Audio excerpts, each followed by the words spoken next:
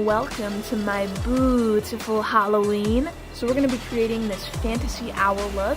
This is my take on a bronzy fantasy owl, very avant-garde and glittery for those who want to look magical for Halloween. So without further ado, let's jump right into the tutorial. I'm first going to prime my skin, and I'm also going to prime my neck and chest. Using a washable glue stick, I'm going to glue back my brows and conceal them with a full coverage concealer. With the Dewy Finish foundation, I'm going to be airbrushing my foundation on. You can apply a full base of foundation and concealer of your choice.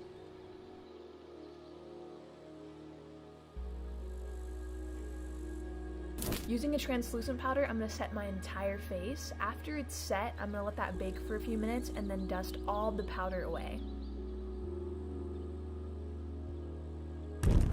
With the medium shade of contouring powder, I'm going to start shaping my face. So I'm going to contour the hollows of the cheeks, the jawline, and also my temples.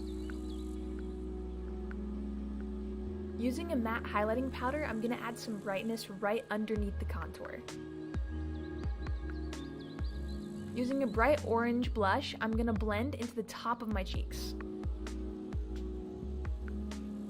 Highlight the cheeks in a C shape using a gold highlighter. With a champagne highlighter, highlight the center of the face. So now I'm going to be blending a warm brown eyeshadow into my crease and blending up into my temples. With a light orange shadow, blend into the brow bone and under the corner of the eyes.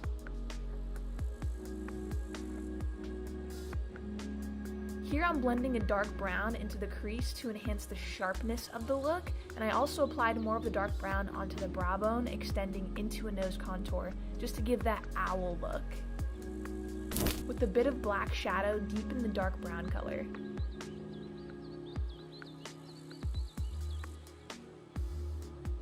Apply a copper eyeshadow to the inner eyelid.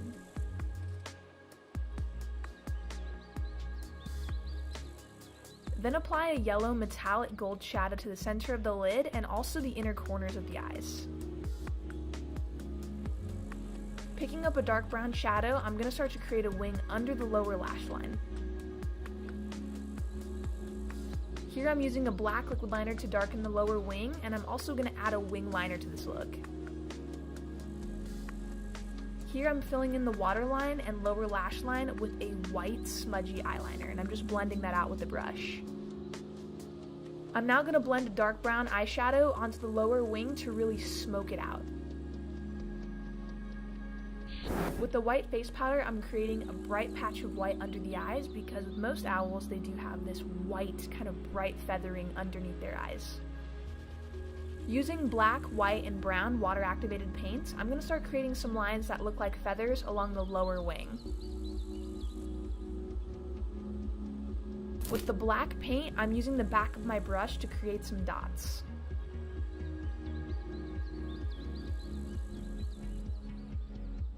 Then filling in the black dots with a smaller white dot. Lastly, I'm adding some white and also some black dots around the lower wing.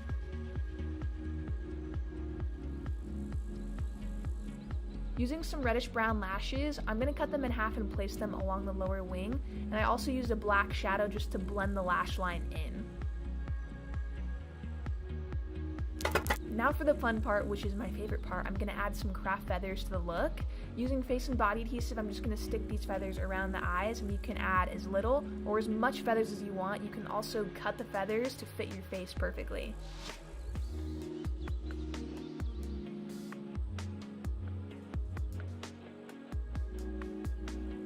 I'm going to apply some chunky gold glitter paste over the feathers to conceal the base of where the feathers meet the shadow, and it also just looks really pretty.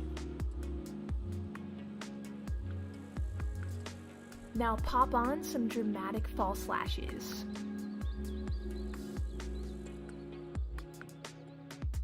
For lips, I'm applying a bronzy chocolate liquid lipstick.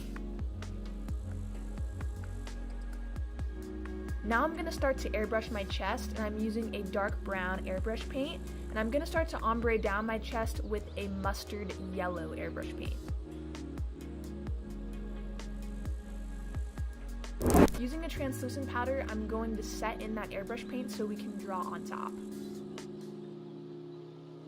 With the brown eyeshadow, I'm going to start mapping out the feathers on the neck. The shape doesn't have to be perfect because we're going to be shading the feathers in next.